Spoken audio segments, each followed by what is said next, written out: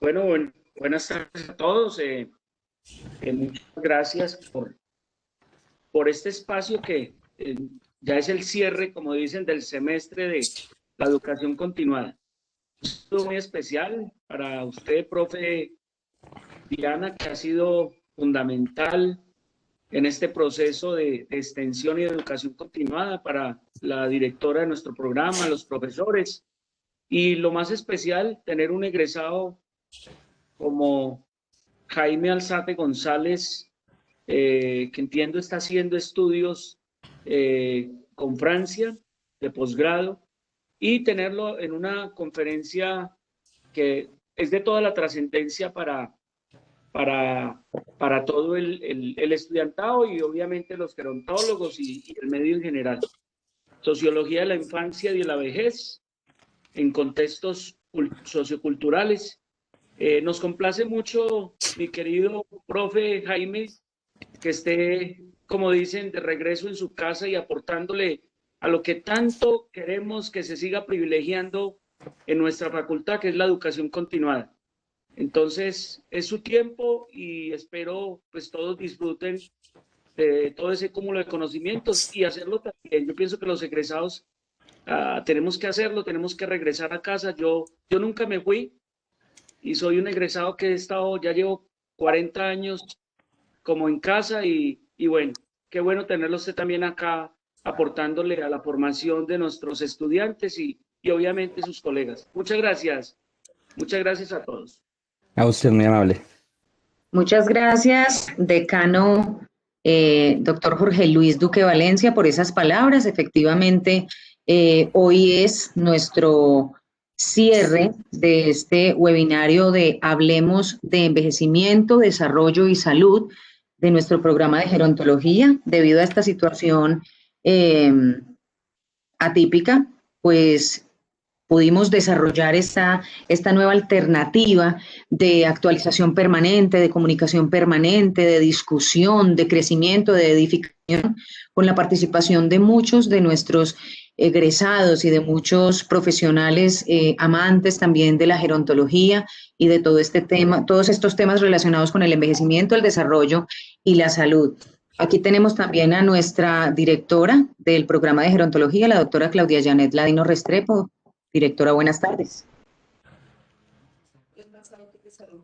Bueno, muy buenas tardes a todos. Bienvenidos entonces a este espacio, a este cierre tan importante que se hace para nuestro programa. Pues dar a la profe Diana Fernanda, doliente de todo el tema de extensión desde nuestro programa, la gestión que ha hecho durante todo el semestre para poder traer estos diferentes ponentes a estos espacios tan importantes que se vuelven tanto para docentes y sobre todo para estudiantes. Darle la bienvenida a nuestros estudiantes, a los docentes que hay asistentes y bueno, a nuestro colega Jaime Alzate, que hasta hoy habíamos tenido como la oportunidad de vernos, ya habíamos hablado.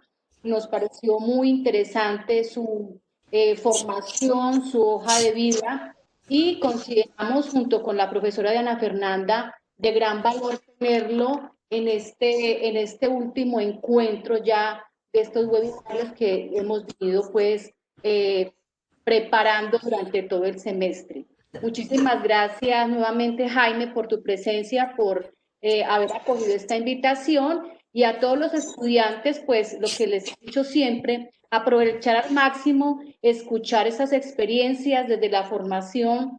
Son 2 maestrías las que Jaime tiene y su experiencia pues va a permitir ampliar los horizontes del desenvolvimiento de nuestro papel como gerontólogos en la sociedad, reconociéndonos como unos profesionales que intervenimos en todo ese ciclo de vida y hoy precisamente en esta importante charla que tendremos, Sociología de la Infancia y Sociología de la Vejez, Culturas, Códigos, Ritos y Contextos Socioculturales, valiosísimo aporte. Entonces, nada, bienvenido Jaime nuevamente y a todos los asistentes, pues que aprovechemos al máximo esta posibilidad de escuchar. Muchísimas gracias por estar acá. Con mucho gusto. Muchísimas gracias, señora directora. De nuevo, muchas gracias a todos los asistentes que aceptaron la invitación a esta videoconferencia de cierre de nuestro webinario Hablemos de Envejecimiento, Desarrollo y Salud. Pero quiero contarles quién es Jaime Alzate González. Y les cuento, voy a tratar de ser breve porque el doctor Jaime ha hecho cositas. Es importante que tengan presente que previamente al inicio de la conferencia le solicitamos autorización para grabar la videoconferencia del doctor Jaime Alzate González y él aceptó, nos dio su aprobación. Entonces la grabación está en curso. Quiero contarles quién es Jaime González Alzate. Jaime González Alzate es gerontólogo egresado de la Universidad del Quindío en el año 2005. Tiene una maestría en estudios de familia de la Universidad Externado de Colombia. Tiene otra maestría en educación y formación de la Universidad de París Descartes de París, Francia. Actualmente está haciendo el seminario doctoral en la Universidad de París Descartes, Francia. Su experiencia laboral la inició en la alcaldía de Calarcá como gerontólogo. Posteriormente trabajó como coordinador de infancia y responsabilidad social y ambiental. Luego fue voluntario en el trabajo de acompañamiento a adolescentes con problemas escolares, sociales y de autoestima en la ciudad de Lyon, Francia. Luego es asistente en educación y profesor de español en el Colegio y Liceo Henry IV de París, Francia. Es asistente investigador de la Universidad de París Descartes, profesor de inglés, francés y español en Katmandú, Nepal. Luego, como coordinador pedagógico de la Aerolínea Club de Francia y actualmente de medio ambiente y seminarista, y es seminarista en infancia. Entonces, este tema del cual nos va a hablar hoy el doctor Jaime Alzate González, Sociología de la Infancia y Sociología de la Vejez, Culturas, Códigos, Ritos y Contextos Socioculturales, da cuenta de su recorrido profesional, de su trayectoria profesional, desde gerontología, énfasis que ha desarrollado, y una vez más se reafirma que la gerontología es un espacio disciplinario donde puede abordarse los temas alusivos al envejecimiento, desarrollo, salud, sociología, durante todo el transcurso del ciclo vital. Doctor Jaime Alzate González, usted procede entonces con la presentación y al final de la misma se van a resolver las dudas que durante el transcurso de su presentación nos vayan llegando al chat. Igualmente, Juanita nos va a ayudar con la asistencia para que ustedes, por favor, se registren allí. Doctor Jaime González. Listo, el teléfono es suyo. Gracias. Voy a compartir la presentación. Esto sí.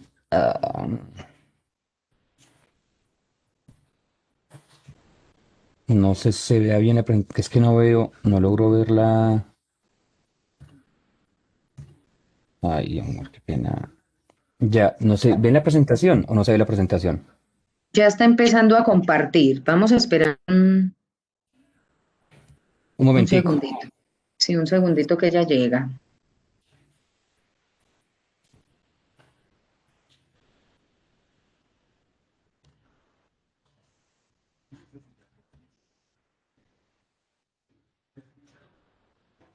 ¿Ya la estamos viendo?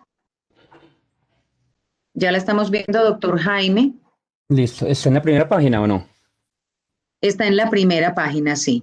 Listo, bueno, entonces voy a ver, como el tiempo apremia, la verdad creo que el tiempo es un poco corto. Voy a tratar de aclarar dos o tres cosas que creo que no se dijeron porque si yo no pongo el contexto, no hablo del contexto, va a ser un poco complicado entender algunas cosas.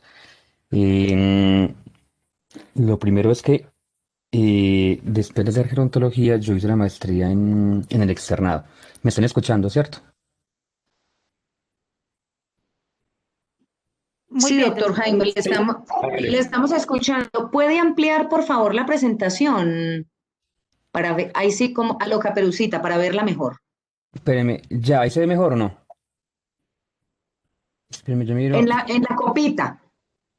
Ah, sí, señora, qué pena con usted. Ya, ahí está. Perfecta. Gracias. Listo.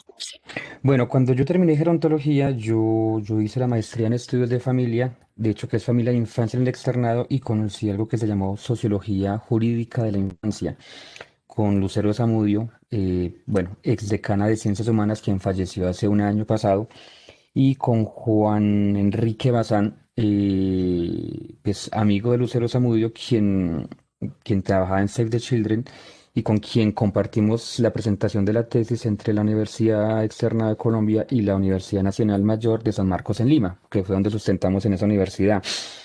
Y después de eso fui a Francia y conocí la parte de sociología de la infancia en culturas infantiles.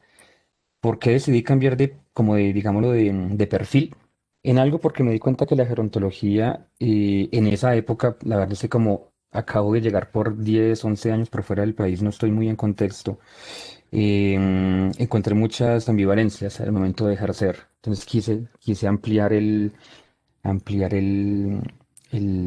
digámoslo, el panorama, y creo que conté con la grandísima, pero grandísima suerte de haber contado como asesora de grado a la doctora María Claudia Ruizotto, quien también ya no nos acompaña en este mundo, que me formó realmente a la investigación, y creo que a ella le aprendí realmente el amor por la perspectiva del ciclo vital y no quedarse únicamente en la vejez. Entonces, la presentación que hago hoy es un poco académica, pero la voy a tratar de tornar un poco más, digámoslo, en experiencia, porque la gerontología no se resume únicamente a lo que es la vejez, como ustedes lo saben. Es un ciclo vital desde el proceso de gestación incluso hasta la muerte y posteriormente el duelo. Entonces hay mucho trabajo por hacer. Y creo que en esta parte les podría aportar como realmente animando y motivando a los estudiantes a que se den cuenta de que la gerontología es exageradamente amplia y que es vecina de muchas ramas de las ciencias humanas. Entonces, estos son como los objetivos principales que tengo. No los alcance a abordar todos, pero voy a hacer lo posible.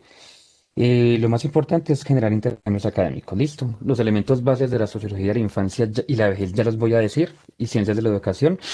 La perspectiva del ciclo vital también lo haré de una forma rápida, y la parte más importante va a ser la parte de culturas infantiles y lo que mi profesora francesa llamaba tener lentes o gafas de sociólogo, es decir, ponerse las gafitas y ver cosas que uno ve cotidianamente desde otra óptica para poder realmente leer o descifrar ciertos códigos o ritos que se encuentran inscritos, pero que un ojo no entrenado pues no logra ver con facilidad.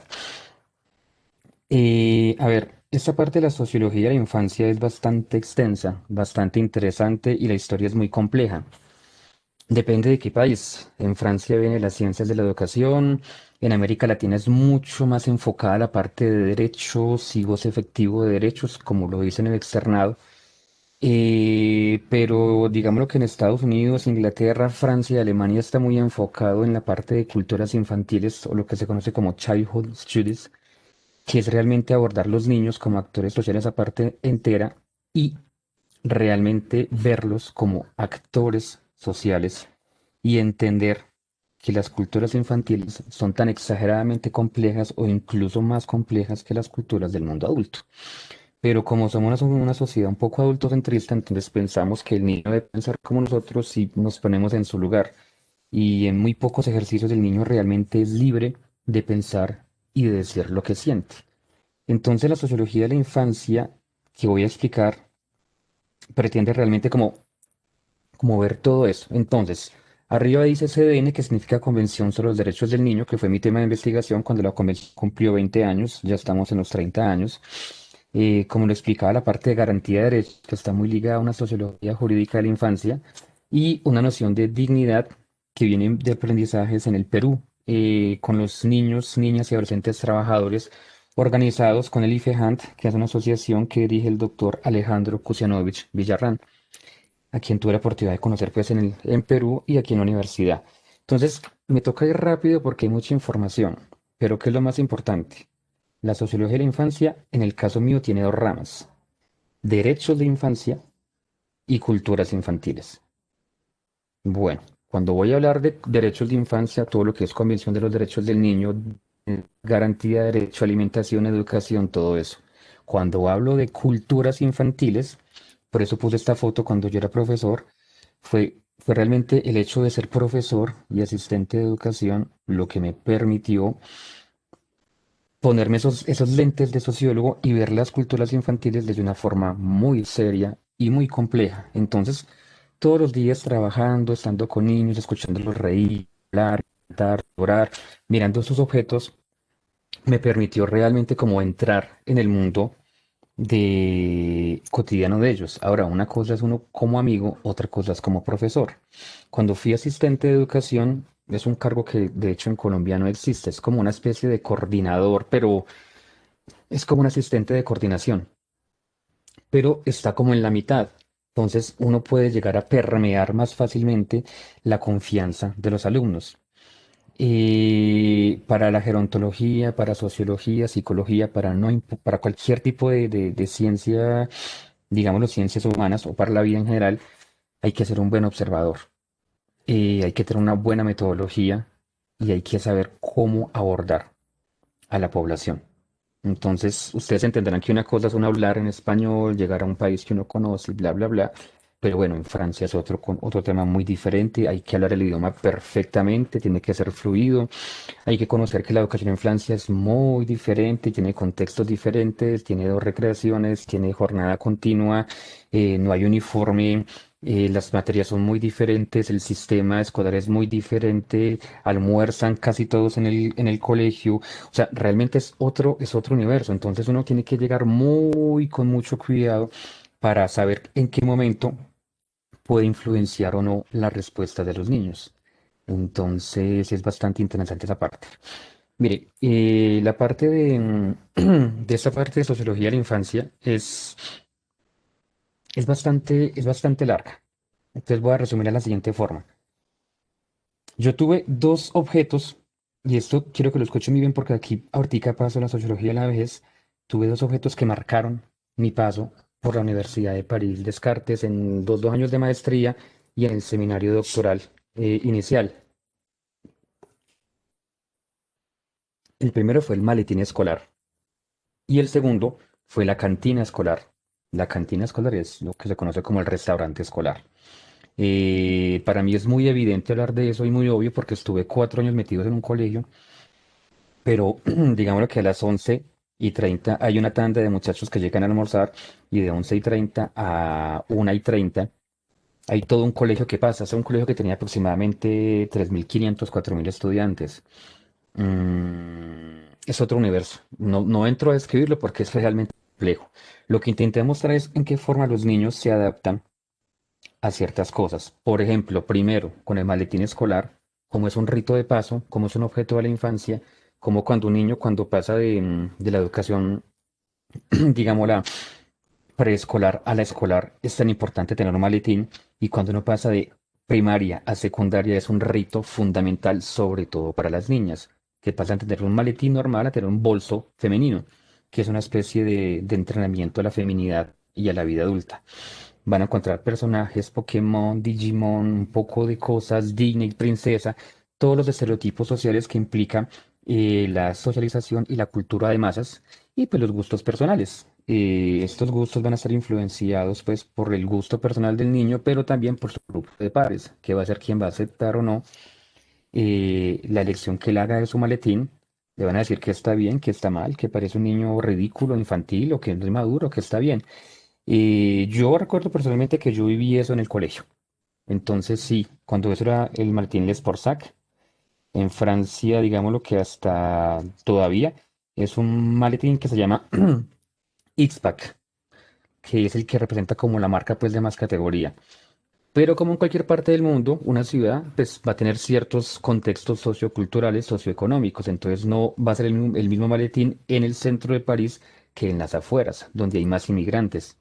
Entonces es bastante interesante ver cómo en el centro de la ciudad, es una marca como Ispac, que es muy conocida, digámoslo, Les Porsac, para decirlo así, y cómo para afuera de la ciudad va a ser más chévere Nike, Adidas o Puma. ¿Por qué? Porque es más el reflejo de la cultura y de los códigos vestimentarios de los niños, niñas y adolescentes. Una persona que sepa manejar códigos vestimentarios, que sepa leer, que sea buen observador. Hago paréntesis. La metodología implementada en mis 3 años y medio de estudios en la universidad fueron realmente la observación participante. Creo que es fundamental y es muy importante, tanto o más importante como lo puede ser la historia de vida, lo que aprendí con María Claudia Ruiz Soto en la universidad. La observación es fundamental para cualquier aspecto de la vida, sea para un trabajo académico, sea para un trabajo formal, sea para la vida misma. Creo que si uno observar, la información está ahí. Lo más importante es llegar a descifrarla para poder realmente entrar, en este caso, pues en el mundo de las culturas infantiles. Hacerse aceptar por los niños no es tan fácil. O sea, puede parecer como que, ay, sí, vamos a hablar de un maletín escolar. No, pues un maletín escolar, qué chévere. Allá se llama el cartable. Y bueno, pero si uno se pone a leer la teoría que hay detrás de eso, la cantidad de gente que ha investigado los códigos, qué es un código, qué es un rito de paso, qué es un código vestimentario, qué se llevan un maletín, qué tipo de maletines, cuál es la historia del maletín, por qué llevan maletín, por qué desde tan chiquiticos en el imaginario social de nuestra sociedad, pues un niño que lleva un maletín es un niño que está bien, qué chévere, se está educando, se está forjando pues un futuro. Y lo comparo con la parte que tuve en Perú con los niños, niñas y adolescentes trabajadores, cómo juzgan los niños que no van a trabajar porque les toca, perdón, que no van a estudiar porque tienen que trabajar, pero que aún así en su tiempo libre tratan de formarse. Pero cierro el paréntesis. Entonces, creo que lo más importante cuando uno habla de objetos infantiles es la barrera de la trivialidad. Es decir, ay, no, es que eso se ve pues como muy trivial, muy bobo, como muy poco interesante, pero es exageradamente complejo. Decir que un maletín escolar es un rito de paso, es un objeto socializador, es un objeto que hace que el niño hable, que habla del niño, es un código vestimentario, es realmente complejo porque un niño cuando pasa de primaria a bachillerato va a tener que dejar su antiguo maletín, porque si no va a llegar a primero de bachillerato como un niño infantil, no va a tener amigos, va a ser acosado, le van a hacer bullying, tiene que comprarse un maletín bueno, de marca, que esté con los buenos colores, con los buenos diseños, porque si no el grupo de pares pues, le va a decir, chao pescado, usted conmigo no anda, usted es muy infantil, vaya, vuélvase para la escuela, todo eso. Hace parte también de los códigos vestimentarios porque el maletín va ligado a uno cómo se viste. En Francia los niños no tienen uniforme, entonces hay que vestirse con un buen código vestimentario. Dependiendo, uno va a encontrar los códigos skate, wesh es como decir la gente de las afueras de la ciudad, un poco, fula, es complicado hablar de eso porque no me gusta juzgar las condiciones socioculturales, pero digámoslo, hay una palabra un poco peyorativa que se llama Rakai. Rakai es como la gente que vive a las afueras de la ciudad y que puede tener un comportamiento un poco violento o un poco, violento no, un poco exagerado, un poco muy táctil. Siempre están vestidos como de Adidas, Puma, Nike y pues son un poco así como medio raperos y como todo el cuento. Es como una forma de describirlos. Está el estilo skate, pues que es el chico como de ciudad que se le pasa andando en patineta, con pantalones anchos, con blusas o camisetas de los Rolling Stones o cosas así, con gorras. Está el estilo hipster, el cual está muy adaptado en la ciudad de París por los niños, que son pues como los bobo o los bohemios, pues ricachones, por decirlo de alguna forma. Están los góticos, los metaleros, los rockeros, los tímidos y los infantiles. Entonces, un maletín escolar está ligado a todo eso. Aparte de eso, lo que van a encontrar dentro del maletín es bastante interesante. No va a ser igual para las niñas, no va a ser igual para los niños. No va a ser igual en primaria que en secundaria y tampoco va a ser igual en liceo. Entonces es bastante extenso. Por ejemplo, la foto que tengo en la parte de arriba es una foto que tomé en un colegio de Armenia el año pasado, de hecho. Recién llegué, no, perdón, este año, en enero. Creo que fue en febrero que la tomé. Antes de la pandemia estaba haciendo un terreno de investigación en un colegio de Armenia. Y son objetos que encontré en el maletín de unas niñas. Y en la parte de abajo es un bolso de una chica, ya de bachillerato, en el cual pues vemos cosas como Coca-Cola, Rolling Stone, maletín, todo eso. Bueno, es para demostrar que los niños se adaptan a la vida adulta y absorben y modifican ciertas conductas. Como en la Universidad de París, la sociología de la infancia está ligada directamente a las ciencias de la educación, uno logra ver, por ejemplo, viendo la imagen de abajo, como una niña que lleva un diario va a tener mucha más fluidez escrita y oral al momento de hacer sus tareas que los niños. Ojo, no digo que todo el mundo. Eso se llama las formas familiares de la cultura escrita, en la cual se ve que por esos estereotipos sociales las niñas pues, van a jugar más con cosas de escribir, llevo un diario de princesa, escribo mis cosas, hola diario, hice esto. Eso hace que las niñas tengan muchísima más fluidez, no todas, es una media por lo menos. Es bastante interesante ver cómo la mayoría de niñas tienen tanta fluidez escrita y oral porque desde muy pequeñas están en contacto con ciertos elementos que hacen que escriban y que lean más fácilmente, mientras que los niños pueden tener como una tendencia a juegos un poco más rudos, a jugar fútbol, no sé, otro tipo de actividades que no van a estar tan exageradamente ligadas a la lectura. No generalizo, no entro en el tema porque sería bastante complejo y después no tendría como el momento o el tiempo para explicar. En mi experiencia como observador de infancia y de hecho de vejez, porque bueno, hago un paréntesis porque es que la gerontología en París, en Francia es bastante particular porque al igual que Colombia, yo llegaba, gerontología, y la gente me decía, ¿gerontología qué? Y la poca gente que sabe me decía, lo de cuidar viejitos, lo de viejitos.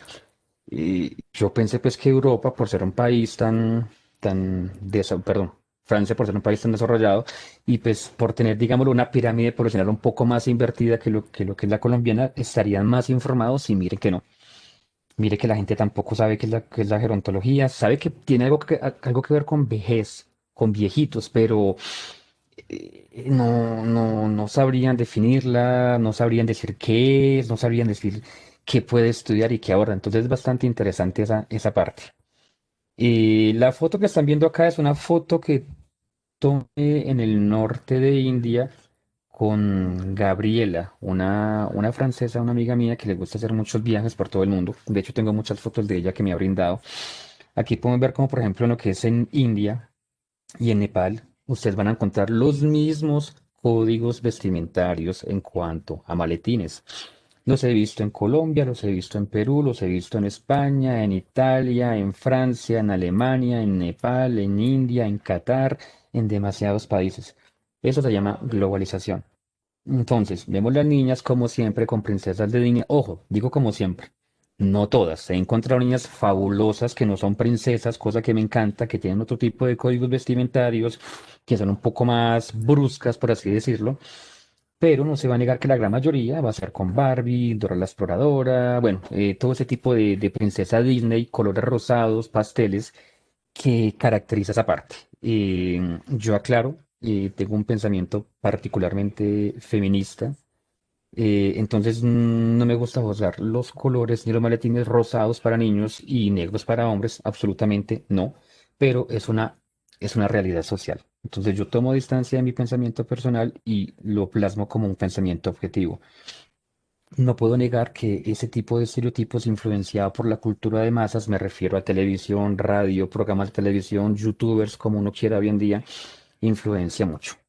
Cierro el paréntesis. Es increíble cómo, a pesar de las diferencias socioculturales, se pueden encontrar cosas en común en niños y en adultos mayores, porque ya paso a la parte de la vejez. Mire, un maletín escolar es un universo. Uno encuentra de todo.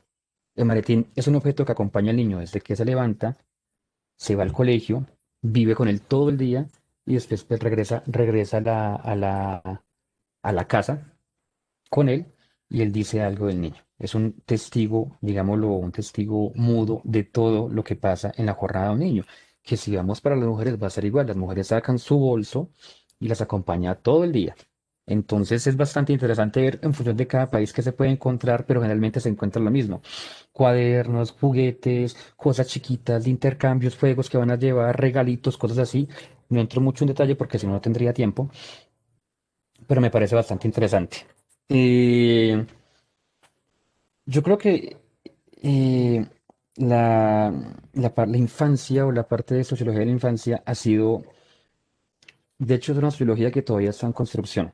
Eh, los niños se apropian de cosas, se reapropian, las crean, las modifican y no es tan fácil. Uno se sienta a ver la recreación y uno cree que es que están jugando y que eso es fácil. No, Si uno se sienta con un cuaderno y empieza a mirar patrones y habla con ellos, se dan cuenta que van a jugar lleva, pero que la van a cambiar, la van a modificar, van a hacer esto, van a hacer otras cosas, y que detrás de esas construcciones y de esos ritos hay una complejidad, pero gigante, gigante, gigante, gigante, o sea, para entender. O sea, realmente son construcciones muy, pero muy complejas que han tenido tendencia a ser un poco trivializadas con respecto a su funcionamiento. Yo me leí un libro de como de 700 páginas que se llama a ver, El Recreo, por decirlo así, de Julie Delalande. Es una cosa gigante que es una tesis doctoral impresionante. Y uno dice, o sea, es que un recreo no es tan complejo, o sea, un recreo no son solo risas y llanto, o sea, detrás de eso hay una construcción sociocultural gigante, gigante, gigante. Y tengo una frase allí que quiero leer. Generalmente en un PowerPoint jamás pongo una frase tan larga, pero la puse realmente, digámoslo, de aposta para que alguien la pudiera leer. Quisiera pedir el favor a alguien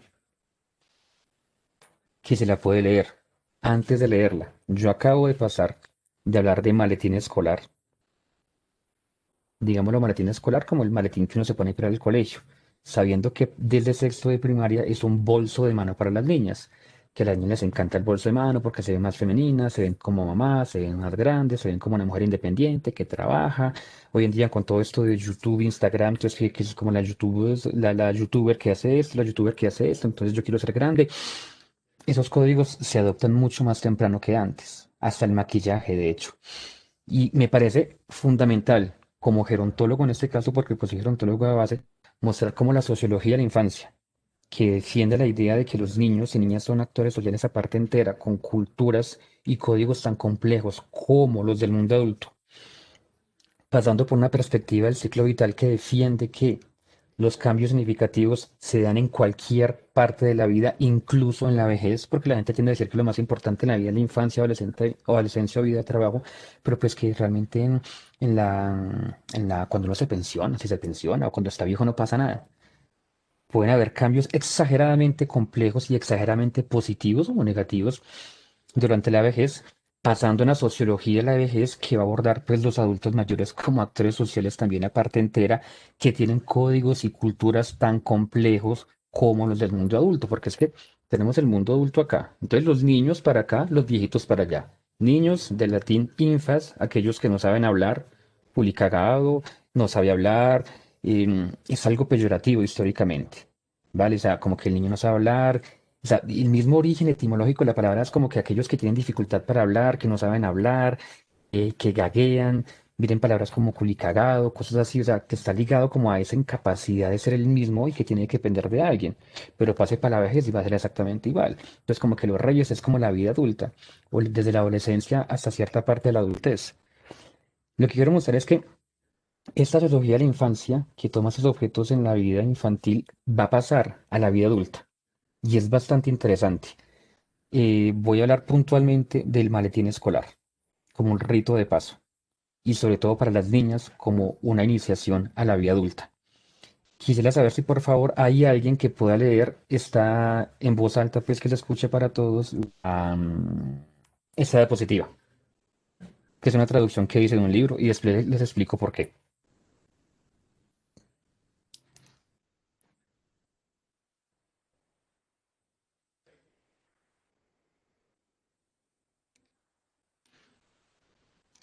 ¿Aló? Buenas tardes, yo doctor, yo lo leo. Bueno, gracias.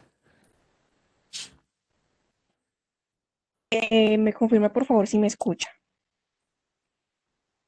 Sí, señora, sí, sí la escucho.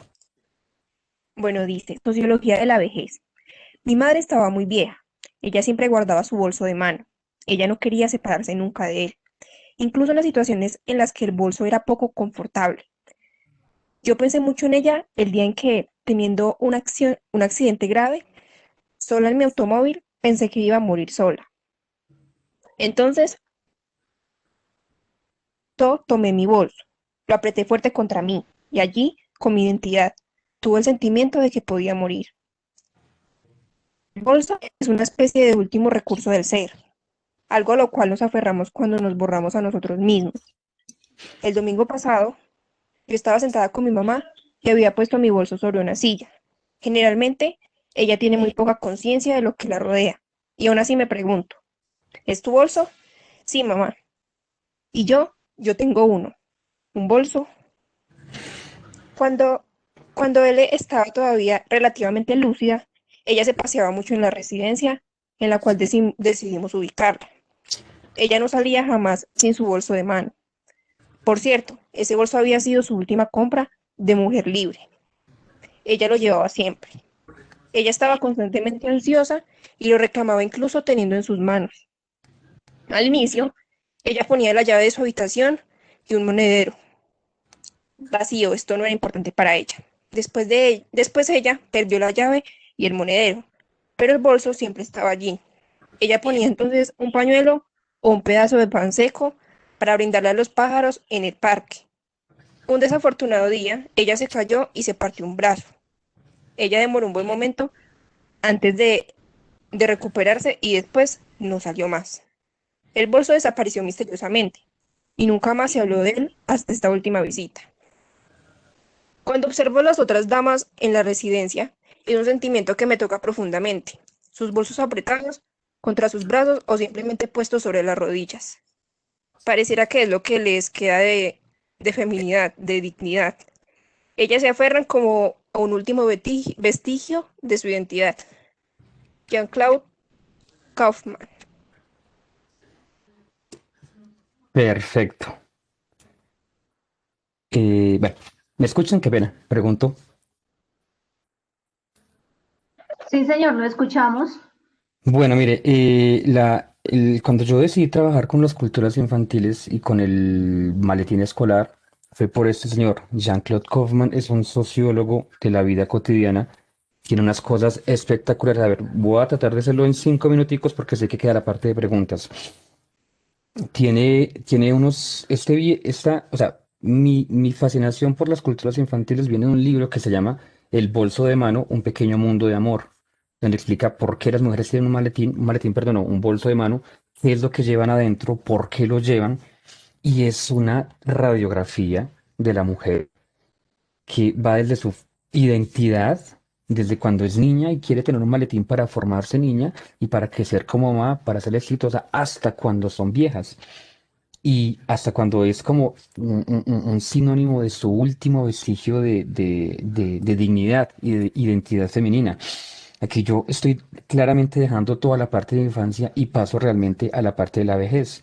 Eh, el tiempo, o sea, el tiempo es limitado. Me encantaría poder explicar mucho más rápido todo esto, pero realmente, yo personalmente, el día que leí esta frase, pues bueno, originalmente es una traducción que dice el francés. Originalmente cuando lo leí, a mí se me salió una lágrima porque cuando leí eso, o sea, fue realmente, o sea, realmente una gran verdad y realmente una radiografía, porque me ha tocado verlo en Colombia y en algunos países de Europa y de Asia, como ese bolso es como lo último que les queda y es como su todo, o sea, llevan su todo, soy mujer, aquí llevo mi último pedazo de dignidad, ellas sin eso no hacen absolutamente nada.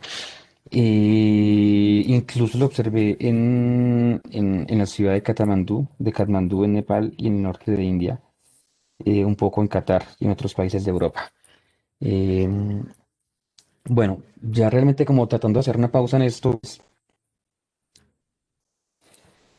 yo creo que el objetivo principal mío de esto, que mi presentación era mucho más larga, pero el tiempo no nos permite, es mostrarle a los estudiantes o profesores o a las personas pues, que estén realmente vinculadas al webinar de que la gerontología tiene un campo de acción exageradamente grande y que se puede mezclar con otras disciplinas de las ciencias humanas y que, por ejemplo, hablar de contrastes tan interesantes como infancia y vejez van a tener puntos tan distantes, pero puntos tan cercanos, tan fuertes, tan dignos, de hecho, porque al final se habla de la dignidad de la persona, que creo que son puntos que no han sido explorados.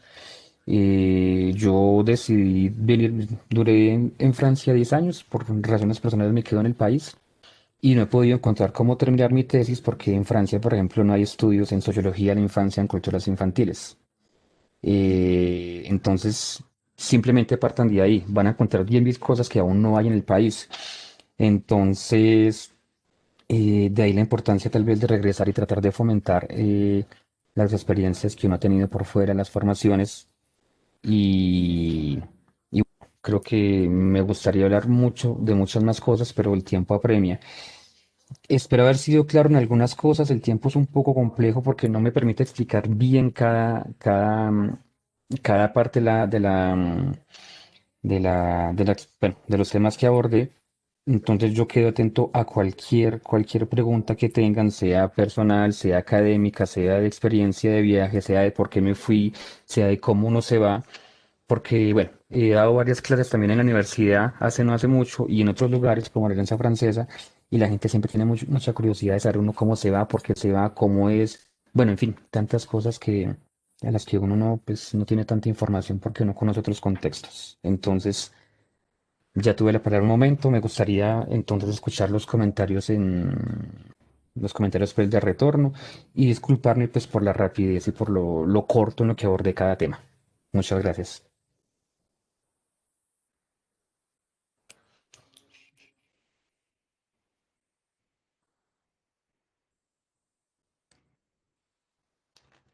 ¿Aló?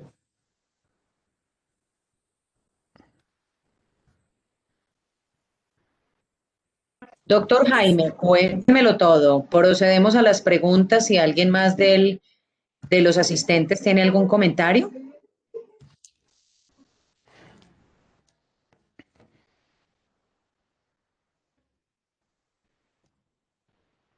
¿Alguno de los asistentes quiere? Bueno, aquí dice,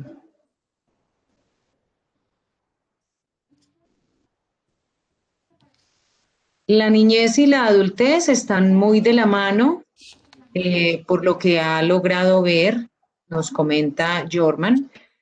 La mayoría de las mujeres, sin importar la profesión, tendrán por lo general los colores vivos, bien sea la vestimenta, bolso y demás aditamentos. En los hombres los colores más apagados, bien sea en la vestimenta y demás. De todas maneras, hay unas características en torno a los contextos donde se vaya desarrollando la vida, como nos lo ha comentado el doctor Jaime Alzate. Hay una pregunta que me llega al WhatsApp, doctor Jaime Alzate, y es la siguiente. Hablando desde la sociología de la vejez, de la infancia y sociología de la vejez, ¿cómo ha logrado usted articular dentro de la profesión todos los temas de curso vital, articulándolo con el tema educativo? Cuando se refiere a curso vital, ¿es curso vital o ciclo vital? Hago la aclaración. Curso de vida. Curso de vida. ¿Me repite la pregunta, por favor? Qué pena.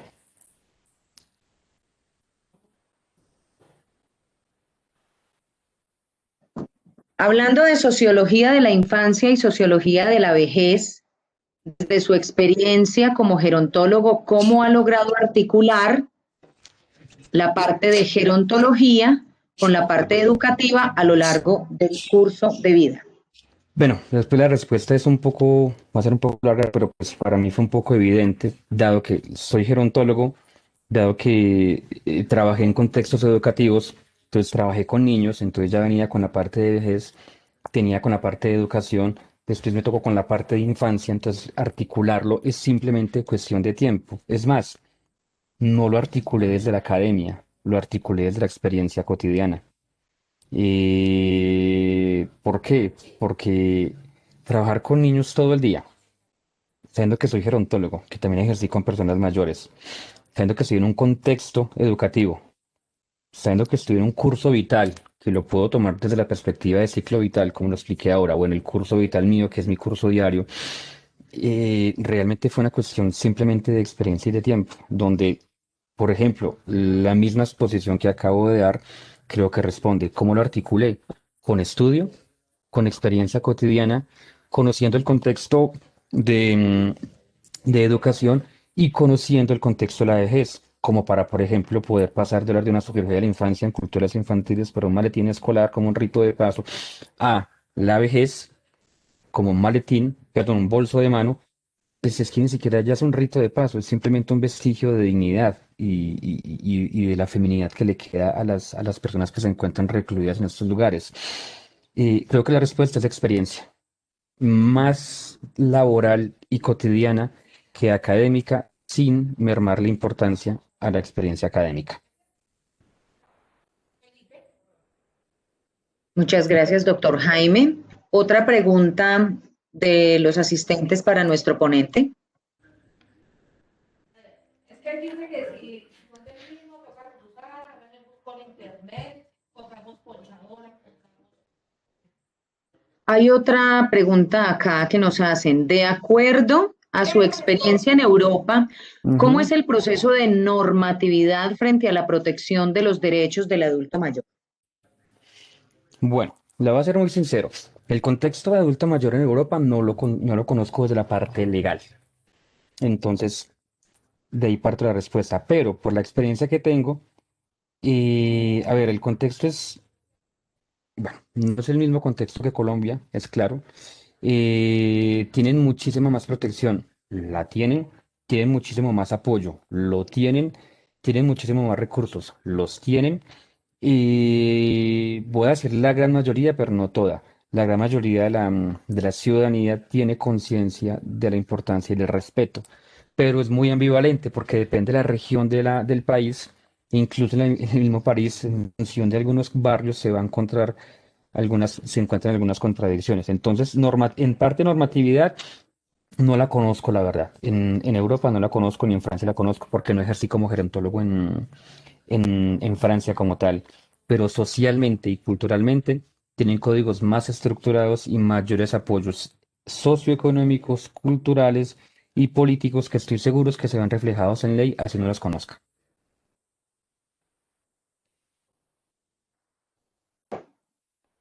Muchas gracias, doctor Jaime.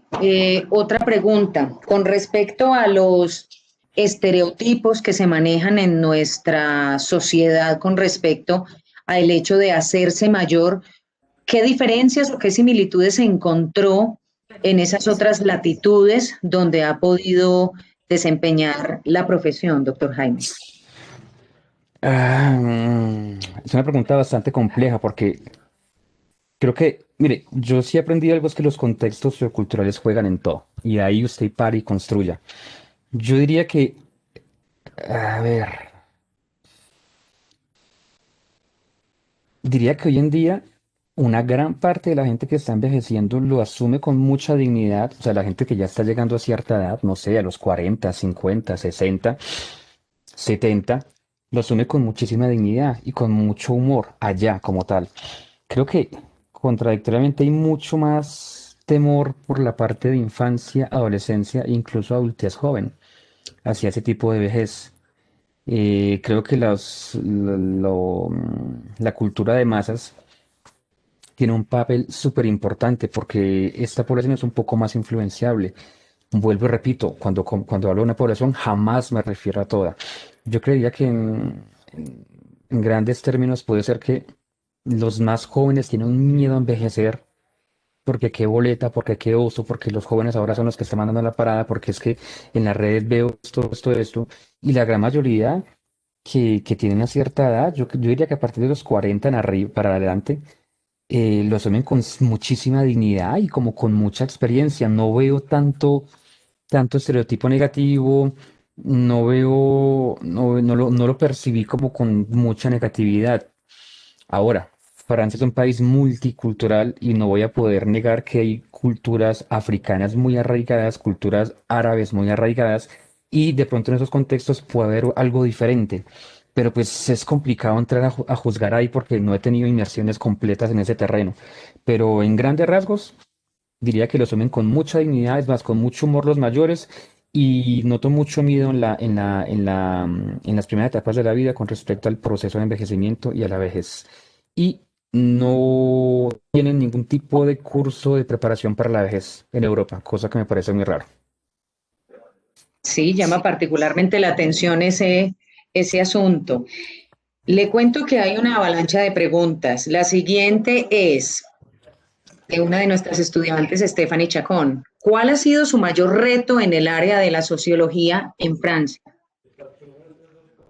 El mayor reto es hacerse aceptar, que sea con niños, adultos o mayores. Hacerse aceptar implica haber adoptado y haber adquirido un bagaje cultural, gastronómico y de modismos para poder tener los suficientes elementos para presentarse y hacerse aceptar. Eso es un reto bastante grande, porque si lo hago en otro país de habla hispana, no es complicado, pero con un idioma diferente y una cultura diferente es un reto gigante, pero que da frutos enormes al momento de crecimiento personal y académico. Bueno, nos preguntan, hablando de cultura y sociedad, ¿es muy difícil cambiar con personas adultas mayores en Colombia a trabajar con adultos mayores en Europa? Bueno, yo trabajé con adultos mayores en Colombia algunos años en la alcaldía. Vuelvo y repito, en Europa jamás trabajé con adultos mayores. Estuve exclusivamente con niños. Visité algunos hogares de paso y consideraría que es más fácil ejercer allá que en Colombia porque hay más recursos. Entonces yo digo, la respuesta creo que es mucho más fácil en Europa que en Colombia, pero no ejercí como gerontólogo en Francia, en París. Bien, nos pregunta otra de nuestras estudiantes, Alejandra Diago, ¿cómo logró hacer la maestría en Francia? Estas son preguntas de estudiantes de nuestro programa de gerontología, doctor Jaime. A ver,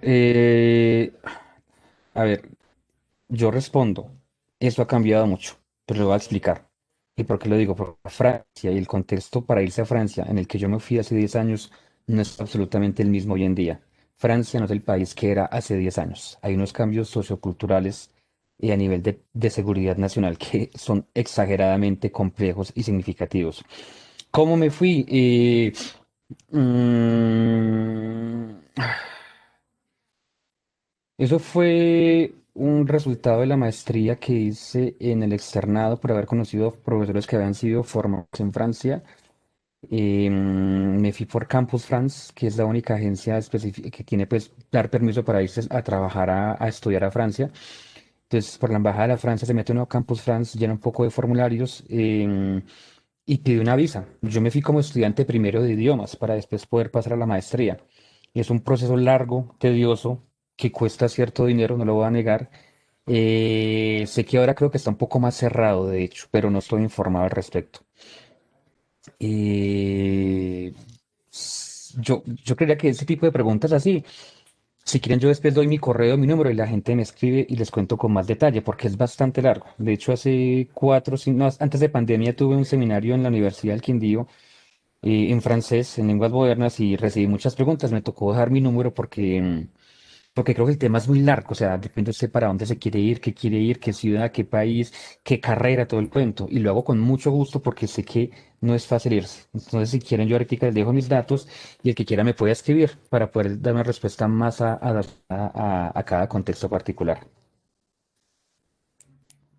Claro que sí, muchas gracias, doctor Jaime. Y recordemos que la presentación está siendo grabada y se va a subir, como todas las anteriores, a nuestro canal de YouTube de la facultad para tener acceso a cada detalle de esta presentación.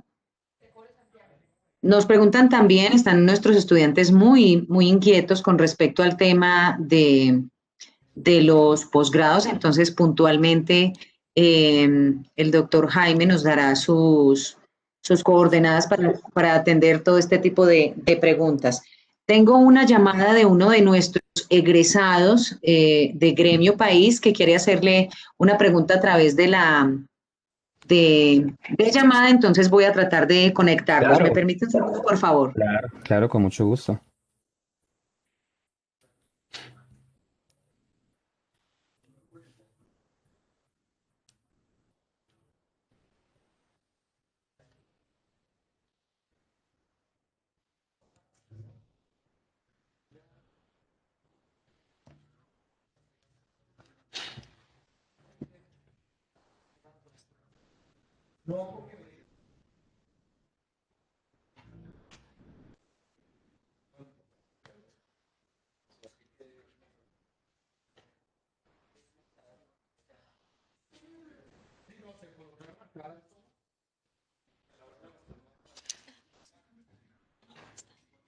¿Qué?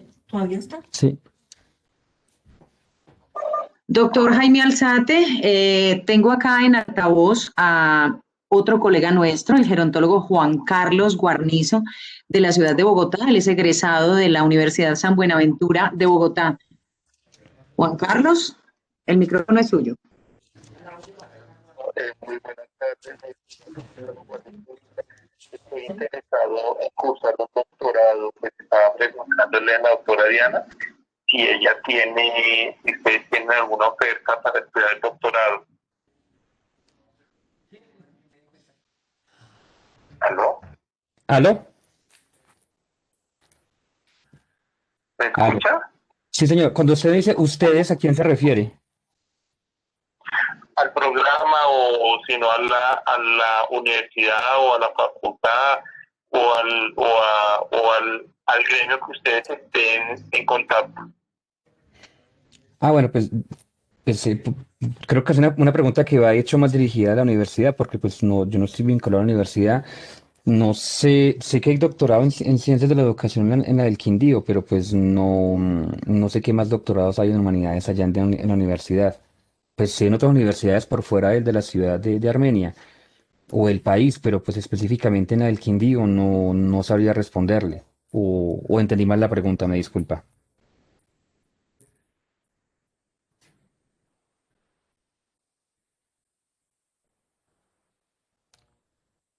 ¿Aló?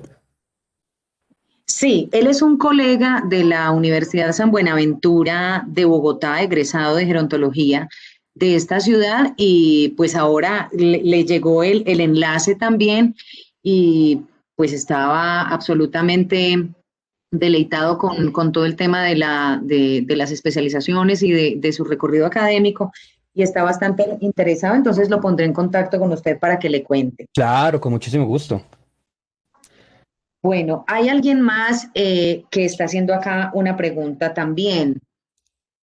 ¿Cómo debería ser la intervención apropiada o más asertiva de los gerontólogos en la etapa de la niñez?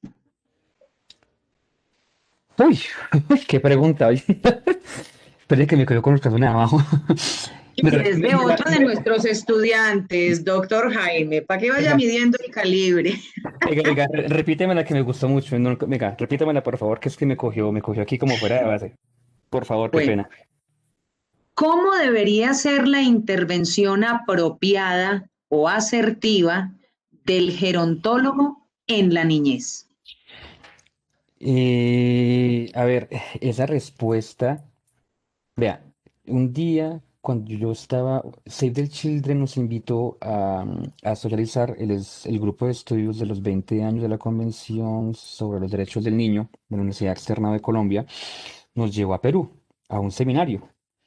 Yo iba en un vehículo con la persona que fue, pues en esa época no sabía que iba a ser el jurado de mi tesis, el doctor Juan Enrique Bazán, quien pues, se murió hace muy poco tiempo. Y un día, hablando de una charla con él en ese carro, hablamos de algo de la sociología y la gerontología, y hablamos de una posible hipótesis de una gerontología de la infancia. Como se habla de sociología de la infancia o yo qué sé, psicología infantil, poco importa.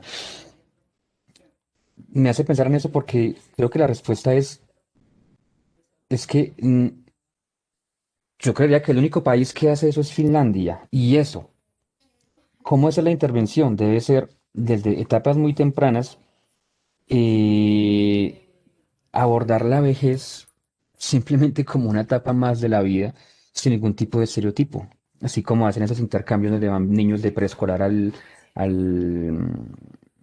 los hogares de paz o donde están los adultos mayores o los viejos, porque pues yo personalmente no tengo ningún problema con la palabra viejo, no me parece un insulto para nada.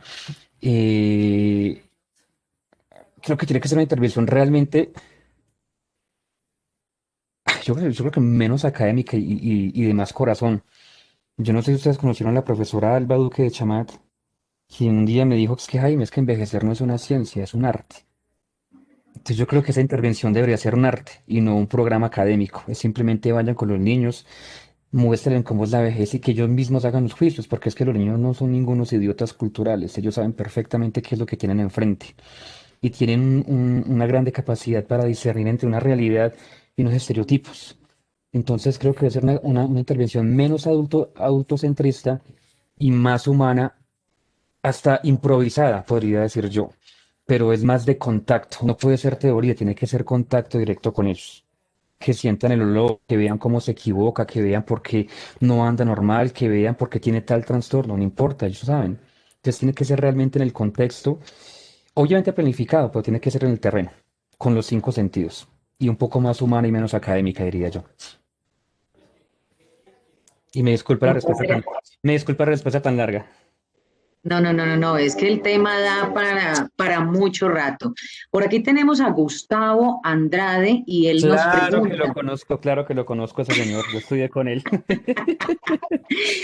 Gustavo Andrade pregunta, dice primero, un saludito Jaime, desde tu perspectiva se hace inaplazable trabajar desde la expresión, la infancia es la cuna de la longevidad.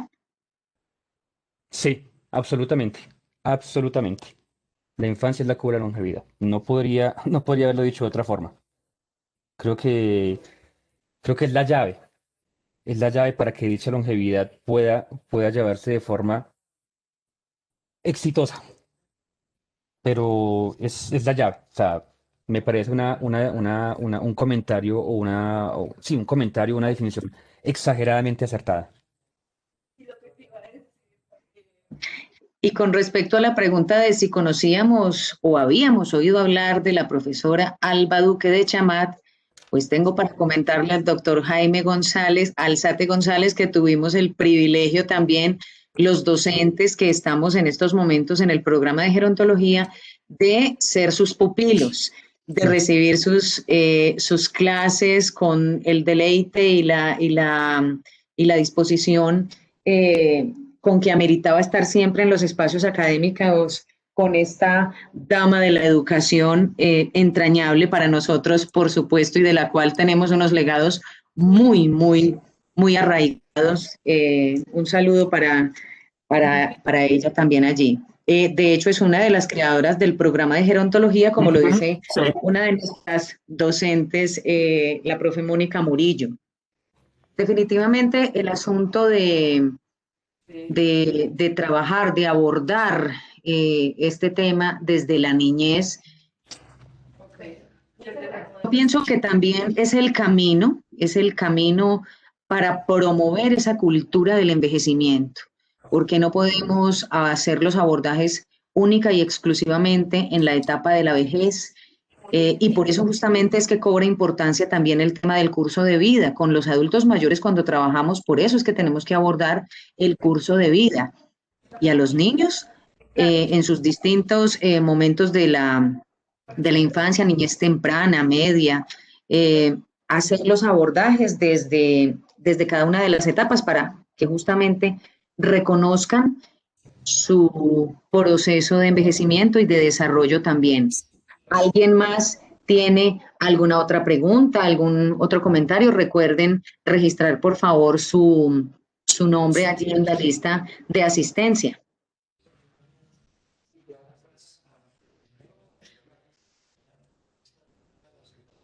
¿Algo más para agregar, doctor Jaime Alzate González? Mm, yo creo que es muy importante, teniendo en cuenta que el contexto es un poco complejo, sobre todo en estos momentos, creo que es muy importante que los egresados del programa logren ampliar su formación. Eso se hace pues únicamente mediante bueno, únicamente no, pero pues digámoslo que para cierto peso académico el posgrado es muy importante. Eh, Bien, esto es muy personal, esto es realmente fuera del ámbito académico y pues lo digo porque lo viví. Hay muchas formas de estudiar por fuera, hay mucha forma de uno arreglárselas uno solito para no irse a algún lugar a estudiar, a cambiar como persona, a crecer, a hablar otros idiomas, a ver gente literalmente de todo el mundo.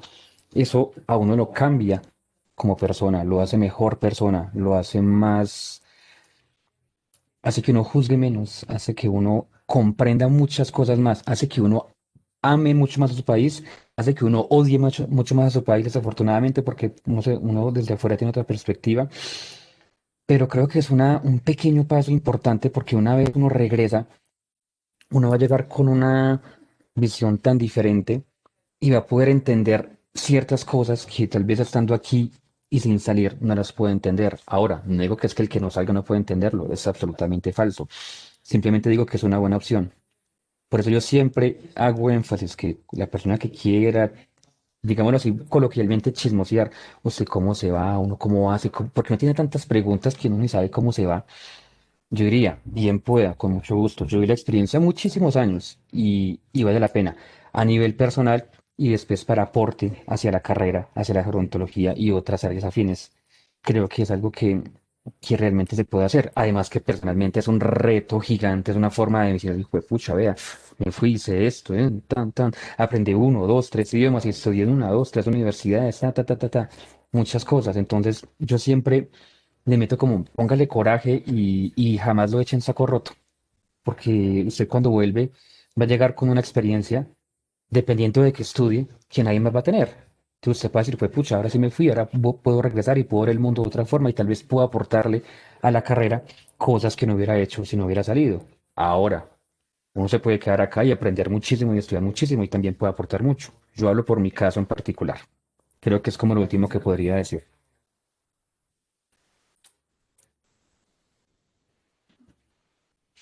Bueno, doctor Jaime Alzate, si no hay más preguntas, entonces entre los participantes, ¿alguien va a agregar algo más? ¿Alguien quiere consultar algo más al doctor? Doctor Jaime Alzate González, de nuevo, 1.000.000 de gracias por su deferencia. Sabemos que usted hoy está en un viaje relámpago en la ciudad de Bogotá y aún así con todas las vicisitudes que se le presentaron hoy, pues cumplió con su promesa, lo cual agradecemos enormemente. Es muy provocador, es muy motivador todo lo que nos cuenta. Eh, Reconocer todos los desafíos y todos los recorridos que se pueden hacer a partir de nuestra profesión, eligiendo los caminos y los énfasis propios para desarrollar la intervención. A todos nuestros asistentes, muchísimas gracias por la participación, muchísimas gracias por aceptar la invitación. Doctor Jaime Alzate González, esperamos tenerlo cuando sea posible, en vivo y en directo en nuestra universidad. Espero que pase la Muchas pandemia. gracias. Bueno, fue Claro, un placer. cuando sea posible. Fue un placer enorme, con muchísimo gusto. De parte de nuestro decano y de nuestra directora que tuvieron que retirarse por compromisos previamente adquiridos. Muchísimas gracias también por participar y enriquecer este webinario de gerontología. Hablemos de envejecimiento, desarrollo y salud. Una feliz tarde para todos. Muchísimas gracias y que descansen. Bueno, hasta luego, que esté bien, chao, chao. Luego. Chao, muchas gracias. Chao, muchas gracias.